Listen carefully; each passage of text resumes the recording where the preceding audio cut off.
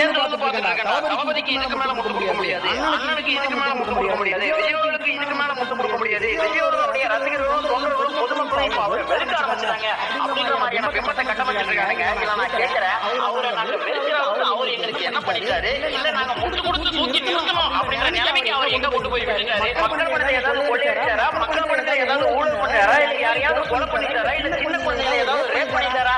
நாங்க அவரை வெறுக்கிற அளவுக்கு, மக்கள் அவரை வெறுக்கிற அளவுக்கு அவர் எதுவுமே பண்ணலையே. ஏன்னா ஒரு தயாரிப்பு நிறுவனத்தோடைய குடும்ப திருமண நிகழ்ச்சிக்கு சக நடிகையோட போயிட்டு வந்தாருப்பா. உடனே ஒட்டுமொத்த மீடியாவும் ஒட்டுமொத்த இணையதளமும் பத்திக்கிட்டு இருந்துட்டு இருக்கு. இவனுக்கு என்னமோ நினைச்சிருக்கானுங்க அவருடைய தனிப்பட்ட விஷயத்தை பத்து வச்சிடும் அப்படின்னு. பத்து வச்சது அவங்க தான்டா.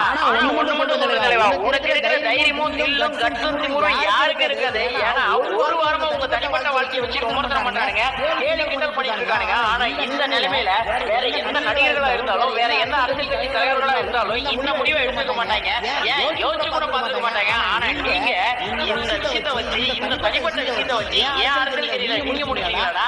நீங்க என்னடா முடிக்கிறது? நான் பத்த வைக்கிறேன்டா. உங்களால முடிஞ்சா வன்மத்தை பரப்புங்க, விமர்சனத்தை வைங்க, வன்மத்தை கங்குங்க. ஆனா என்னையும் என் மக்களையும் பிரிக்க முடியாது, என் மக்கள் என் மேல வச்சிருக்க அன்பையும் பிரிக்க முடியாது.